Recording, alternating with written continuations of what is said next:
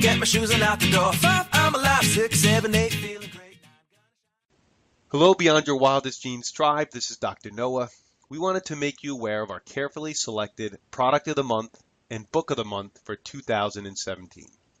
Keep in mind all the links and discount codes for the book and products will be listed in the show notes in iTunes and on our website at www.beyondyourwildestdreams.com at the Listen Now tab. Our book of the month is The Hidden School, Return of the Peaceful Warrior by Dan Millman. This book is the long-awaited conclusion to the international best-selling Peaceful Warrior saga. Our product of the month is Dr. Cowan's Garden, nutritionally powerful and playful vegetable powders. These powders are a clear and direct way to nutritional diversity. Check out my podcast with Dr. Cowan this month for all the details. Get 20% off your first order using the code BYWG. Hello and welcome back to Beyond Your Wildest Dreams podcast. My name is Dr. Noah DeCoyer and I am your co-host. Today I'm so happy to share that our guest is none other than Dan Millman, author of The Way of the Peaceful Warrior, many books in between, most recently The Hidden School, and something that I just finished, the audio program, The Complete Peaceful Warrior's Way. Dan, thank you so much for being on today. I can't tell you how much how glad I am to have you here today. Well, it's a pleasure to be here with you and have a chance to share a conversation, Noah, and I'm really glad you were able to listen to some or all of the Complete Peaceful Warrior's Way. I feel pretty good about that program, so I'm happy to talk about it. Yeah, we're definitely going to get there without a doubt. Let me share a small part of your bio, and then we'll get started. Dan Millman, a former world champion athlete, Stanford University coach, martial arts instructor, and Oberlin College professor, has authored 16 books published in 29 languages, including his classic Way of the Peaceful Warrior, released as a film that many of you have probably watched with Nick Nolte by Universal in 2007. A popular international speaker, Dan has influenced people from all walks of life. Learn more about his books, speaking events, and online courses, audio programs, and his life purpose guidance at www.peacefulwarrior.com. Now, Dan, there's going to be some people out there that haven't read Way of the Peaceful Warrior or don't know who you are. Could you flesh your bio out just a little bit to give our audience an introduction? Sure, be happy to do that. As a kid, I loved swinging on ropes and climbing trees. I was small but agile and ended up discovering an old trampoline in a backyard and loved jumping up and down. And I never believed or even imagined beyond my wildest dreams that jumping up and down on a trampoline would lead to a scholarship to UC Berkeley and a coaching job at Stanford University and the rest of my life. I just followed what I loved doing, and that's all I knew. And I even as a kid, I never really aimed for success, but something inside of me aimed for excellence. And so I just did the best I could at everything I did, and I followed my heart. It sounds like a cliche, but it led to an involvement with how to create talent for sport because I was an athlete and a coach, and it seemed to me that talent was maybe 20% innate or inherited, our body type, for example, but that we could develop talent. And I define talent as the ability to learn faster and easier and rise to a higher level. That most people would agree with that definition when we call somebody talented. And it seemed to me that we could develop that. So I began to experiment. And when I was coaching at Stanford, rather than focusing on the skills of gymnastics, we worked on that foundation of talent, developing in each athlete strength, flexibility, coordination, rhythm, timing, balance, reflex speed. And my experiment did work out in my theory, worked out in practice. The team went from the bottom of the conference when I began coaching there to about 3.5 years later, we had one of the top 3 teams in the United States, and I coached the top U.S. Olympian. So I might still be coaching today. It's an honorable profession, but I realized that being able to do somersaults and handstands and cartwheels and so on, that didn't help me that much when I went out on a date. Or when I got married, had children, dealt with financial challenges, career decisions, and the other challenges of everyday life. So I started asking bigger questions. How can we develop talent not just for sport, but for everyday life, for the challenges in relationships and those things we meet in our everyday lives. So that question led me around the world. I studied with various mentors for an intensive, at least a decade, before I began to think about writing a book. And through a weird series of coincidences, I ended up calling that book Way of the Peaceful Warrior. And the last thing I'll say in response to your question for now is that the term peaceful warrior, for those not really familiar with it, is about all of us, because every one of us is striving to live with a peaceful heart, less stress, less tension, more gracefully flowing with life. But also there are times we need a warrior spirit to face the challenges of everyday life. So that's how I came up with the term, the idea, and eventually my experiences led to that book, which began a series of books, and that's what I've been doing ever since. Uh, as you mentioned, The Way of the Peaceful Warrior, that was released in 1980 with many books in between. Where and why did the desire to write, most recently, The Hidden School come from? And then even more recent, the complete Peaceful Warrior's Way audio program.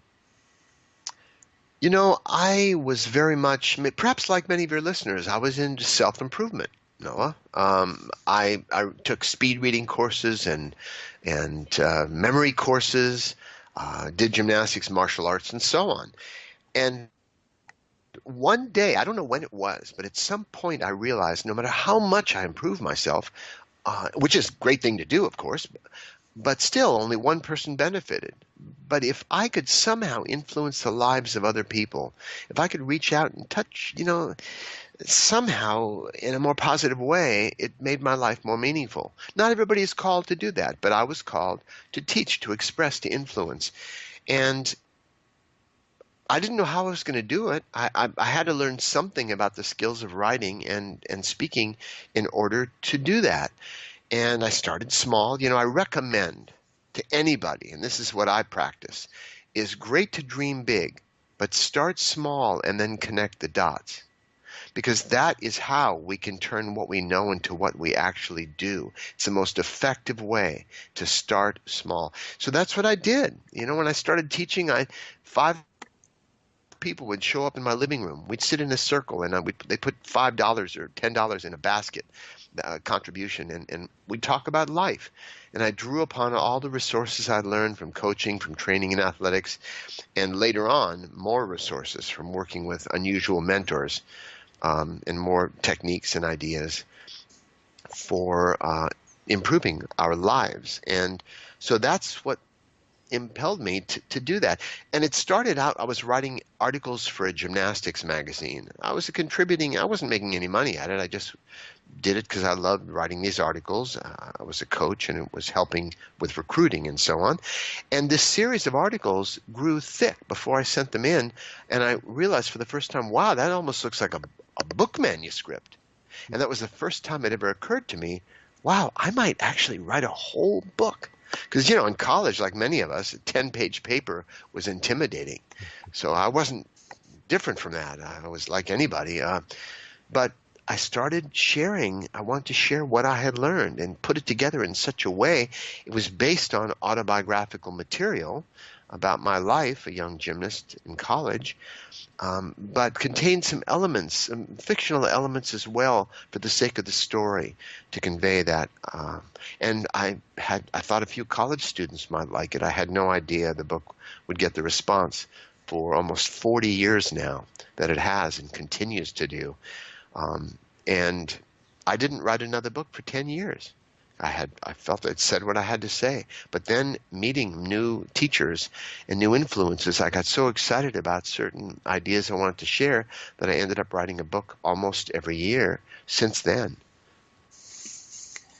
I have to tell you, Dan, my son, my 12-year-old son, for the first time met Socrates in your book last night. Oh, wow. Isn't that great?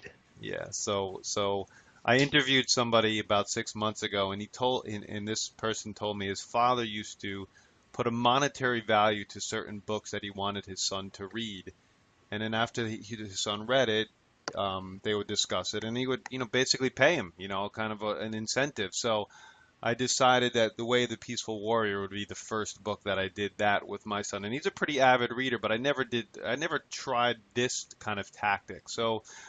He met Socrates last night, so it's pretty What a good. great practical idea. Your son can say, "Do you know, my first job, I was paid to read great books." Yeah. I mean, that's not a bad first job. Many of us would like to do that for our life.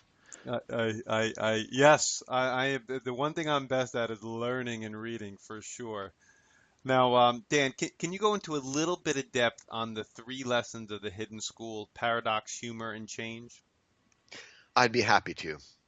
And again, to put it in context, The Hidden School is my third and final book in the Peaceful Warrior trilogy, but it's really odd. My life, honestly, is a little bit, looks more like improvisational comedy rather than strategic planning, because I really didn't set out to write three books that were not sequels. The first one is the main book, The Way of the Peaceful Warrior, but there were pages, there was information missing from that first book. Many people read it and said, well, I didn't see anything missing. But I just referred to these times I traveled around the world and experiences and teachers I met. Uh, so I wrote Sacred Journey of the Peaceful Warrior 10 years later.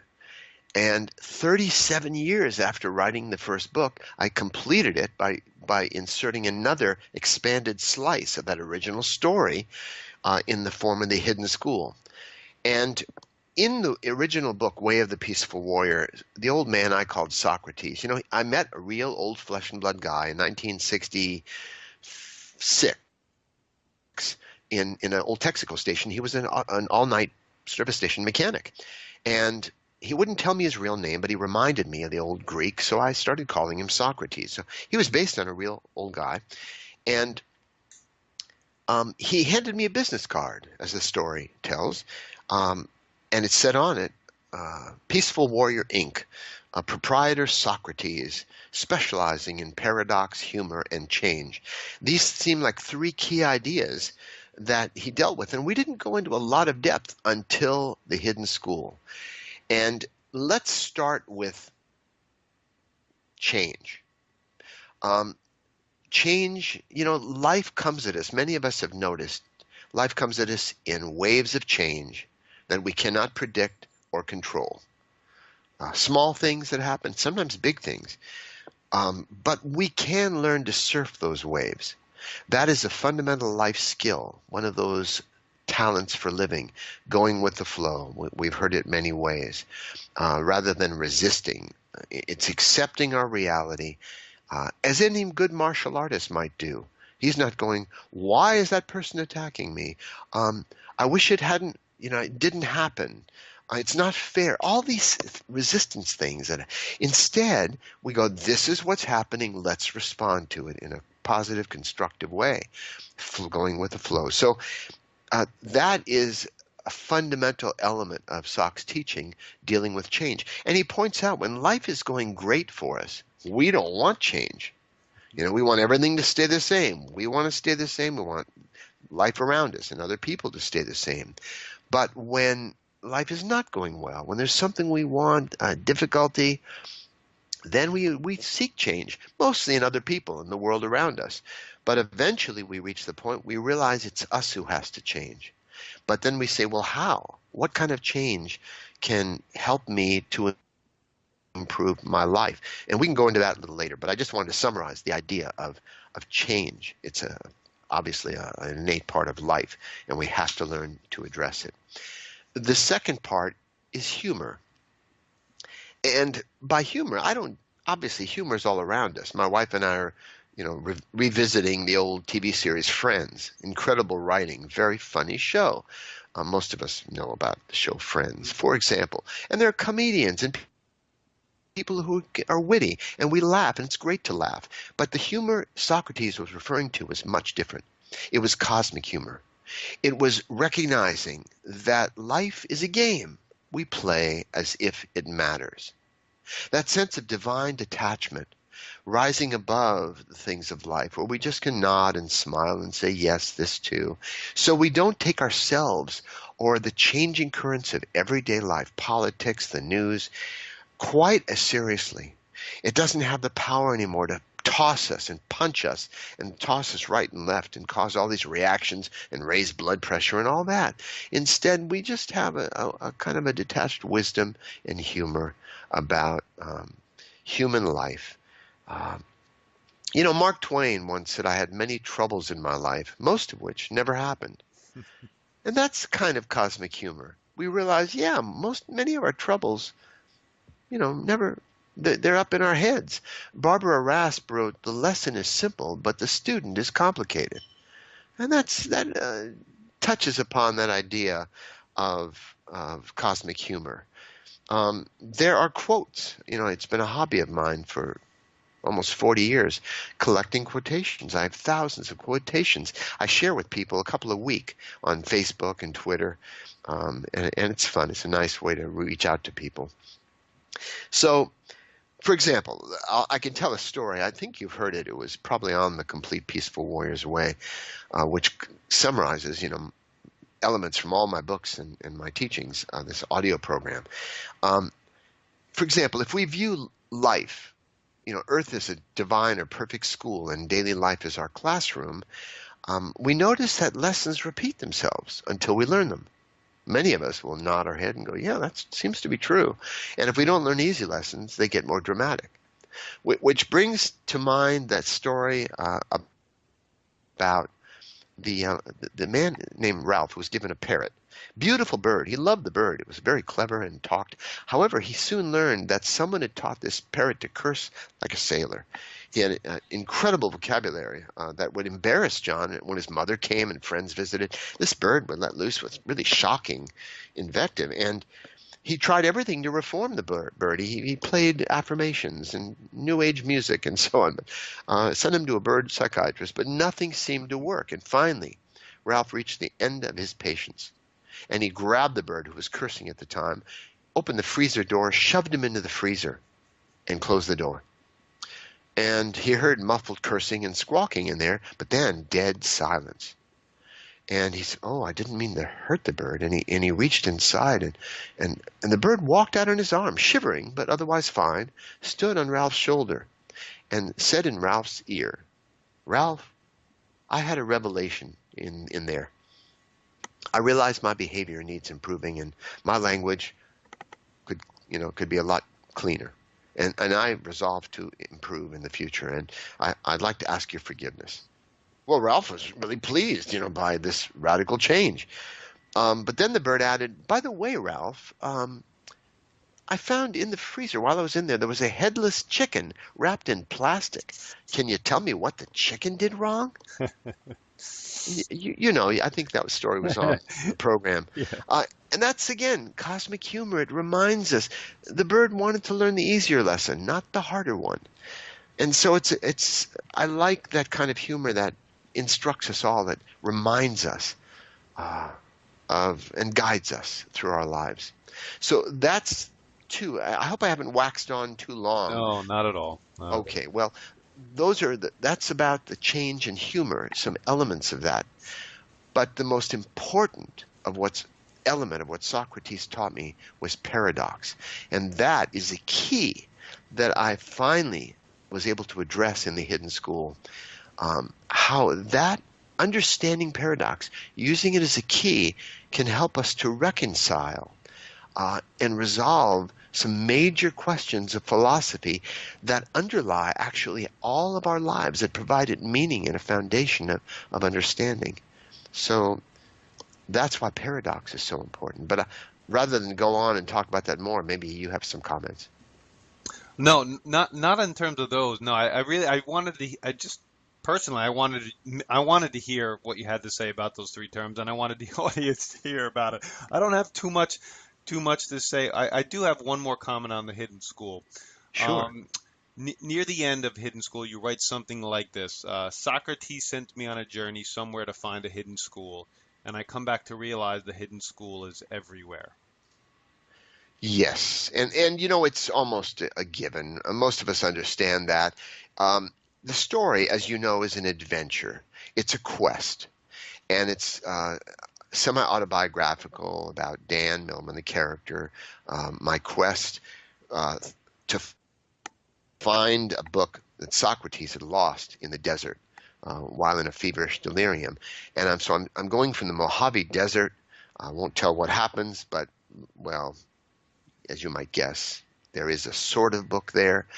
Um, I end up in Hong Kong, China, a forest in China, and there's a hidden school I find in a forest in China. This is decades ago, during the end of Chairman Mao's life. Um, so I'm in this hidden school, in this hidden forest, and later on I end up in Japan, which was my original destination, studying with a kind of a Zen Roshi for a brief time and confronting death in various ways, because that's another theme in the book. However, yeah, the truth of it is, Socrates says to me, you believed you'd find the hidden school and wisdom in the East, so that's where I sent you. But clearly it's in every village, town, and city. Whenever we're paying attention, you've heard that saying, Noah, that when the student is ready, the teacher appears. And many of us think, oh, I'll get a teacher like Socrates to guide me up the path. But really what that statement means is when the student is ready or actually paying attention, then the teacher appears everywhere. Everywhere. Our friends, our adversaries, in everyday life. On the Complete Peaceful Warrior's Way, I share a story about how a cloud taught me a valuable lesson, changed my life in some sense. So while we're paying attention, teachers are all around us. And people say, yeah, but I wish I had a teacher like Socrates, like you had. And I'm going, well, you do. That's why I wrote the book, so my teachers could become yours. I'm not trying to hoard what I've learned. I want to share it. Right, right.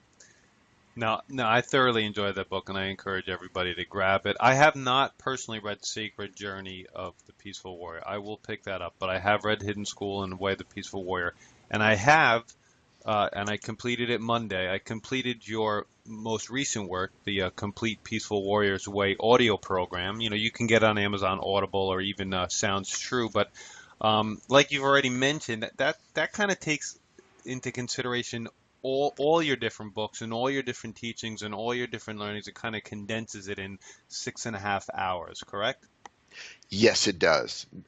Because I know many people, people are busy. So many books, so little time. And even people who really loved Way of the Peaceful Warrior didn't necessarily read the second, third, fourth, fifth, and all the books I've written. There are people who have. And when I have a new book out, they read it. But for most people, they've read Peaceful Warrior, maybe seen the movie, and I wanted to give them a flavor of the really vast expanse of information I've been exposed to through various mentors. And in fact, my last book, I expect, the next one I'm going to write is going to be a memoir. And it will reveal the story behind the story and the four major mentors, other than Socrates, who influenced my life and work. But it's really going to be about the spiritual search and the benefits and pitfalls of that search. So I just thought I would mention that the Complete Peaceful Warrior's Way provides elements of different facets of what I've learned that I so wanted to share and found important. So at least I give highlights on that program. And something that I only touch upon in the program is the idea of paradox, which is covered in the Hidden School. And I guess one of the best ways to describe paradox, many of us confuse it with irony. We go, oh, paradox, what is that? It's hard to define for many people. But really, it's two apparently contradictory statements that are both true. And for example, in the famous book, Tale of Two Cities, Charles Dickens opens the book with those famous lines, "It was the best of times, it was the worst of times." And he goes on to describe other pairs, opposite pairs, that are all true. We could argue today is the best of times. We could also argue in a debate, for example, how it's the worst of times. So two opposite things can be true. A spider is a vicious, bloodthirsty, merciless a killer from the viewpoint of a fly caught in its web. But from your viewpoint or mine, a spider, 99.8% of spiders on the planet are essentially harmless to human beings. So a spider is also a fragile, timid, harmless, artistic little web spinner. Which is true? Merciless killer, a harmless web spinner. Both are true, depending upon our viewpoint. And so if I raise four major questions of philosophy, I can say this. Does time exist? Yes. Is time an illusion? Yes. Do we have free will? Yes. Is free will an illusion? Yes. Are we each a separate self? Yes. Are we all one? Yes. Does death exist? Certainly. Is death an illusion? Absolutely. How can both those things be true? Well, I explain that in The Hidden School. How they can both be true from different levels of reality, whether we're coming from conventional reality, which we need to pay attention to the conventions of everyday life. But we also have an inner yearning, most of us. Something is missing. Even if we're very successful, there's got to be just more than news, weather, and sports every day. And so Yes, there does. There absolutely does. There's the transcendent level. And that is why there's religion. That's why there's spiritual practices and monks and sages from every tradition who are seeking that transcendent. And here's another paradox. They say with enlightenment, everything changes and nothing changes. Now we can understand that better. From a conventional view, nothing changes. Enlightenment, well, it might give us a little more relaxed approach to life, a little more cosmic humor. But it doesn't get the plumbing fixed. It doesn't make money. It doesn't help us succeed or unleash our power or all those things people are interested in. It's not a form of self-improvement. But from a transcendent level, everything changes. We finally see the punchline of the cosmic joke. And it's those of us who have had experiences and glimpsed that state, that waking up, we realize how important it is, even though it could be said to be almost irrelevant in our daily dealings in everyday life. So that's another paradox. One of the things in the program that really piqued my interest was, and I didn't know this until then, was some of your interest in study into, I guess it's numerology, and using that in your date of birth for helping you develop your life's purpose. That was really that was fascinating to me. And I'm sitting, you want to talk about paradox, I'm saying to myself, how could my birth date have anything to do with my purpose? Yet I'm extremely intrigued by it, and I've downloaded the app and I've started to investigate a little bit more about it. How did you come about? Where did this come about? Sure. Yeah, and by the way, the app you're referring to, in case your listeners want to know, is the Life Purpose app. That's what it's called. So anybody can actually go to my website and click on Life Purpose, and they will see a life purpose calculator. They just put in their date of birth, and they'll get a taste, just a sample, a paragraph or so about their life path. And there are 45 different life paths for people born since 1900. And the way I would put it is this. Yes, it's based on the date of birth. I was never really interested in numerology. No, I glanced at a few books, and they seemed abstract and vague to me, with this path, that path, destiny path, soul path. I didn't know what it all meant, and it just didn't seem that accurate. Then I met a rather unusual mentor I will be writing about in my next and final book in a few years. And he did a reading for me. He sat me down and said, Dan, you're going to be doing people some good in the future. I hadn't written any books. Oh, yeah, I had written Way of the Peaceful Warrior at the time, but no other books. And he said, he told me things about my life that I could not believe how clear. I said, you know me better than I know myself. How can you know this about me? And my life crystallized in a way that it hadn't before. Lily Tomlin, the actress comedian, once said, "I always wanted to be somebody, but maybe I should have been more specific." So this material he told me about myself crystallized it and made it more specific, gave me a handle on my life in a way I hadn't had. And when he said he was teaching in advance, now I asked him, I said, "Are you psychic?" He said, "No, but I've been trained to know where to look," which intrigued me. So when he announced he was going to be teaching in advanced training on an island in Hawaii, um, there was no way I was going to miss that. And I showed up there, and he taught about 20 people the fundamentals of this system, what I call the life purpose system. And yes, it's based on date of birth, so it is a numerological system. It just happens to be clear, focused, direct, accurate, practical. And not only does it give insight into one's life, but there are certain key universal or spiritual laws that help us overcome the hurdles by applying them in our life, on our life path. So that's a bit about the system. But the way I would explain it, the only way I know how to explain it, because I don't know how it works either. How does adding up the numbers of our date of birth give valid, reliable, accurate information? Deepak Chopra called it amazingly uncanny in its accuracy, but he's not alone. If you look on Amazon, there are many, many, many reviews of the book. So let's say this: if we look at a tree outside, doesn't matter where the tree is, chances are there is not a single tree on the planet exactly like that tree in terms of the angle of every branch, stem, and leaf. So each of us is unique in that way. We're not just numbers or a birth date or anything like that. And many people share the same birth date or same birth number. So we're each unique. But we can say things about aspens or oaks or birch trees that are different from other trees. So even though we each live our own unique story, our own unique life, we follow certain patterns that work out for some people more in the positive or mature, others more in the negative or immature. And that is how our lives shape, but how they also fit into these patterns. And that's what I share.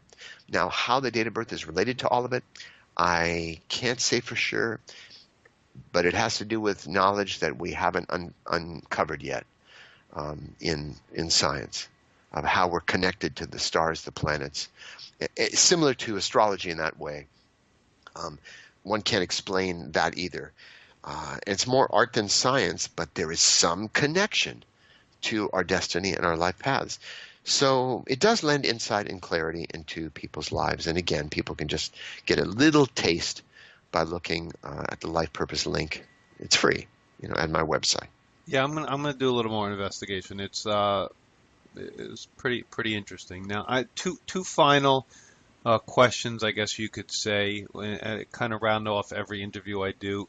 First one is for our audience, they like this, and I like it. Day in the life of Dan Millman, from waking to sleeping. Like, what does a normal day for you look like? Sure, I'll take any typical day. As soon as I open my eyes, as soon as I wake up, I actually, and this may sound a little extreme, but it's just how my life is shaped up. I begin doing some isometric exercises because morning is my exercise time. I start my day that way, and I do. I won't go into the specific isometrics, but for the quads, the core, stretching my neck certain ways, releasing tension from the neck, because I'm a writer and that can happen, and to strengthen it and release tension, because conscious tension can release chronic tension. So my neck's been in great shape since I started doing this. Then I do some stretches in my leg before I even get out of bed, quietly, not to disturb my wife. Then I do the Peaceful Warrior workout, which, as you may know, I've practiced every day for, well, I guess now it's about 35 years. Every single day I do this workout, and it's designed to be completed in less than 4 minutes a day. It's based on the principle a little of something's better than a lot of nothing. So I always base my workout on this core Peaceful Warrior workout, and I teach that as an online course, again, through my website. But I do that, but I've added things that kind of like physical therapy at my age. I do I do various things for the hips and the knees, and I do push-ups and handstand push-ups and all that. So I add things to that basic workout, um, and that then I'm ready to get dressed and go about my day. People ask me, at your age, Dan, do you still work out? And I say, yes, every day. Every morning I get up and first thing I run to the bathroom. But after that, I do this workout routine. Then I bike for 5-6 miles around Prospect Park here in Brooklyn, or I go for a brisk walk, or I do other things for cardio. I go to the Y and I do some weights and some swimming. So I do those things too. I stay pretty active. And that's helped a lot. It's a good core for life. And then, come home, eat breakfast, kind of vegetarian type, healthful breakfast, and then email and other writing I have to do in projects, and enjoy conversations like this. That's great. I saw that on the website too. I'm gonna check. I gotta check out that 4-minute workout. I mean, I'm a pretty big yoga enthusiast, but having like you said, like having a little bit of something is better than nothing. That could be something I could definitely integrate every day into my lifestyle. So I'm gonna check that out as well. Dan, best way. I think we've hit on this already, but best way to pick up your books, programs, is your website kind of the hub for everything? Yeah, it's a one-stop place, peacefulwarrior.com, and it's user-friendly. We just renovated the site, and so people can find Q&A about my work, the life purpose material, the online courses, all my books, audios. It's all right there on the website. Great. Do you have any last words for our audience, Dan? I think it's really important for us to trust our life unfolding. We tend to compare what is the good life on Facebook and social media. We want to show what a good life we're living. We're striving to live the good life. But we might be missing the grandest life of all while we're all this striving is the life we're living right now. So I think it's very important to trust our own life, not compare with other people, and respect that. So that's probably what I would close with. Thank you so much for your time today. I really appreciate it. Been a pleasure, Noah. My name is Dr. Noah DeCoyer, your co-host, and you're listening to the Beyond Your Wildest Dreams podcast. If you like what you've heard today, please share this with your friends and family and encourage them to subscribe on iTunes. You can sign up for our incredible weekly email at www.beyondyourwildestdreams.com. And thank you, and as my oldest son Hayden says, be awesome and never unawesome.